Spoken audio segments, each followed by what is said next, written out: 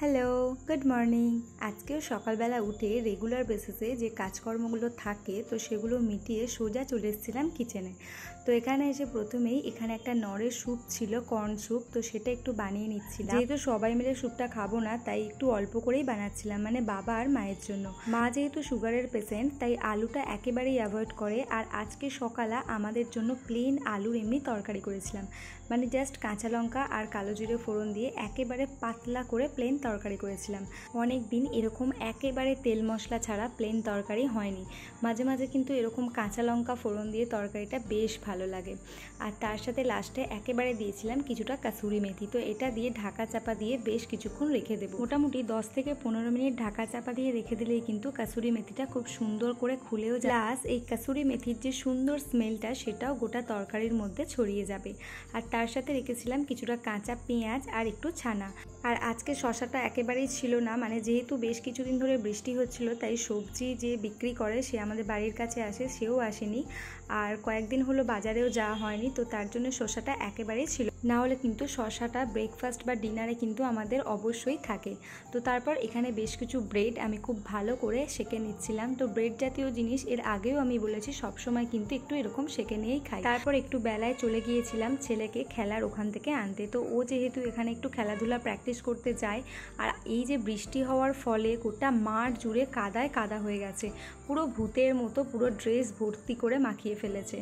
তো তারপর বাড়ি এসে এই যে আর একটা পুচকিটাকে দেখলাম, দেখুন পাগুলো একেবারে বানরের মতো ঝুলিয়ে গ্রিলের মধ্যে বসে আছে। আর ওর এই সমস্ত জায়গাগুলো খুব পছন্দের, মানে বাইরের বলুন বা ভিতরের ঘরের এরকম গ্রিলের মধ্যে পাগুলো ঝুলিয়ে বেশ দোলদোল করে, আর মাঝে সাঝে তো মাথাটাও বের করার চেষ্টা করে। তারপর রান্না করে নিয়েছিলাম, রান্না করে খাওয়ার পরে মানে কাল থেকেই ভাবছিলাম যে ফোনটা একটু খালি করব, মানে ফোনটা একেবারেই ফুল মেমোরি হয়ে গেছে। তো তারপর ফাইনালি দুপুরবেলা বসে পড়েছিলাম ল্যাপটপটা নিয়ে। তো আমি কিছু ভিডিও এখানে তুলে রাখি, যেহেতু আমার ফোনটা একটু প্রবলেম হচ্ছে, তো তাই জন্য সবসময় আমি চেষ্টা করি যে ফোনে সুন্দর সুন্দর ভিডিও বা ফটোসগুলো এখানে রেখে দেওয়ার। আর এই সমস্ত কাজগুলো করার সময় আমি সবসময় চেষ্টা করি ছেলেদের ঘুম পাড়িয়ে দেওয়ার, কারণ পুচকিটা এতটাই দুষ্টুমি করে, মানে বেশ কয়েকবার এমন হয়েছে যে ল্যাপটপের উপরে দাঁড়িয়ে, মানে যখন ছিলাম না আর তুলতেও ভুলে গিয়েছি, তো ও এক এক সময় এমন করে পুরো খুলে ফেলে তার উপর দাঁড়িয়ে অলরেডি নাচানাচি শুরু করে দেয়। মানে ওর ভয়ে রীতিমতো ল্যাপটপটা আমাকে লুকিয়ে রাখতে হয় আলমারির ভিতরে বা কোনো ড্রয়ার বা বক্সের ভিতরে, মানে এত দুষ্টুমি করে যে কি বলবো। প্রথম এরকম ল্যাপটপেই এডিট করতাম, তবে যেহেতু এখন ওর জন্য আমার হয়ে ওঠে না আর আমারও খুব একটা সময় হয় না, তাই ছোটোখাটো ভিডিওগুলো আমি ফোনেতেই এডিট করে নিই। আর খুব প্রবলেম হয়, তাও কিছু করার নেই, যেহেতু ওদেরকে ম্যানেজ করে আমাকে এটা একটু আধটু করতে হয়। যেহেতু এই সব টুকটাক ছোটোখাটো ভিডিও বানানোর একটু আধটু আমার শখ আছে, তো তাই জন্য ফোনেই একটু আধটু ম্যানেজ করে নিই। আর কি করব, দেখা যাক বড় হলে যদি আবার করতে পারি। তারপর সমস্ত কাজ মিটিয়ে চলে গিয়েছিলাম টুকিটাকি কিছু কেনাকাটা করতে। তো আমাদের বাড়ির কাছে যেহেতু একটা মল হয়েছে, তো সেখানেই গিয়েছিলাম।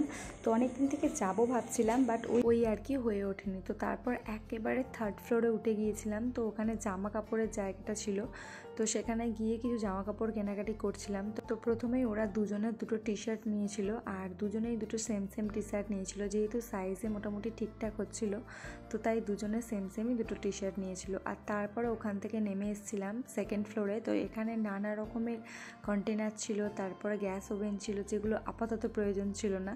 আর এখানে কিছু ডিটারজেন্টও ছিল, তবে হ্যাঁ একটা ডিটারজেন্ট নেব আমরা লিকুইড, তো তার জন্যই এদিক ওদিক ঘোরাঘুরি করছিলাম। যেহেতু এই কয়েকদিন আগেই ওপেন হয়েছে আর এর আগেও আমাদের আসা হয়নি, তাই সব কিছু কোথায় কি আছে সেগুলো তো জানি না, তো ঘুরে ঘুরে দেখতে দেখতে পেয়ে গিয়েছিলাম, তো যেটা আমরা নিলাম।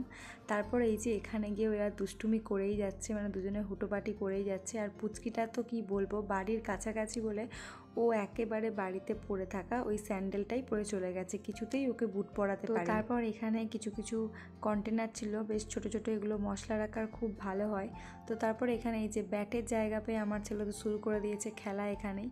আর তারপর একেবারে নিচে চলে গিয়েছিলাম যেখানে বেশিরভাগটাই গ্রসারি ছিল। তো এখান থেকে বেশ কিছু তেল নেওয়া ছিল, টুকটাক ফল সবজি নিয়েছিলাম। আর যেহেতু সমস্ত কিছুটাই আমিই দেখে দেখে নিচ্ছিলাম, তাই সেইভাবে আর কোনো ক্লিপস তোলা যাচ্ছিল না। আর পুচকিটাকে যেহেতু ওর বাবা সামলাচ্ছিল, তো তাই যেরকম পছন্দ হয়েছে সেগুলো টুকটাক নিয়ে চলে এসেছি। আর তারপর এদিকে ছিল নানা রকমের চাল, যেগুলো আপাতত লাগেনি। তো তারপর সমস্ত কাজ টাজ মিটিয়ে বিল করতে অনেকটা টাইম লেগে গিয়েছিলো, খুব ভিড় হয়েছিল। তো তারপরে যাই হোক কাজ টাজ মিটিয়ে আমরা চলে এসেছিলাম বাড়ি। তো তারপর বাড়ি ফেরার পর সন্ধ্যা হয়ে গিয়েছিল, আর এখানে কিছুটা দুধ আর কর্নফ্লেক্স দিচ্ছিলাম বড়টাকে, মানে বড় ছেলেটাকে, কিন্তু ও খুব একটা এগুলো খেতে চায় না, তাও বুঝিয়ে বাজিয়ে অল্প করে একটু দেওয়ার চেষ্টা করি। আর তারপর একদিকে বসিয়ে দিয়েছিলাম রাতে খাওয়ার রান্না, আর আরেকদিকে চা। তো আজকে একেবারে এরকম একটু কবিরাজি টি করছিলাম, মানে আদা, গোলমরিচ, লবঙ্গ এগুলো অল্প একটু থেতো করে নিয়ে জলের সাথে বেশ কিছুক্ষণ ফুটিয়ে নিয়েছিলাম, যাতে করে এর নির্যাসগুলো খুব ভালো করে বের হয়ে যায়। তারপর এখানে 1 চামচের মতো পাতা চা দিয়ে খুব ভালো করে চাটা ফুটিয়ে নিচ্ছিলাম। আর এইদিকে আমার পটল ভাজাটা হয়ে গিয়েছিল, তো তারপরে কিছুটা পাঁচফোড়ন দিয়ে আলু দিয়ে খুব ভালো করে ভেজে নিচ্ছিলাম। আর ওইদিকে আমার চাটাও কিন্তু মোটামুটি রেডি হয়ে গেছে। তো মা যেহেতু একেবারে মিষ্টি ছাড়া চা খায়, তো মায়েরটা ফার্স্টে এইভাবে তুলে নিই, আর তারপর আমাদের চায়ের মধ্যে কিছুটা গুড় বা চিনি যেটা যখন খাই তো সেটা মিশিয়ে খেয়ে নিই।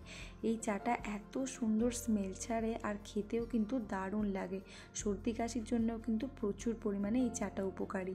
তো আমি কিন্তু বাড়িতে প্রায় সময়তেই এরকম চা বানাই, আর এই চাটা খেতেও কিন্তু আমাদের বাড়ির সকলে বেশ পছন্দ করে, মানে স্পেশালি বাবা। এরপর সবাই একসাথে চা খাওয়ার পর ছেলেদের খাইয়ে তারপরে করছিলাম রুটি। তো ডিনারটা রেডি করে নেওয়ার পর এবার ছেলেকে বসাবো একটু পড়তে।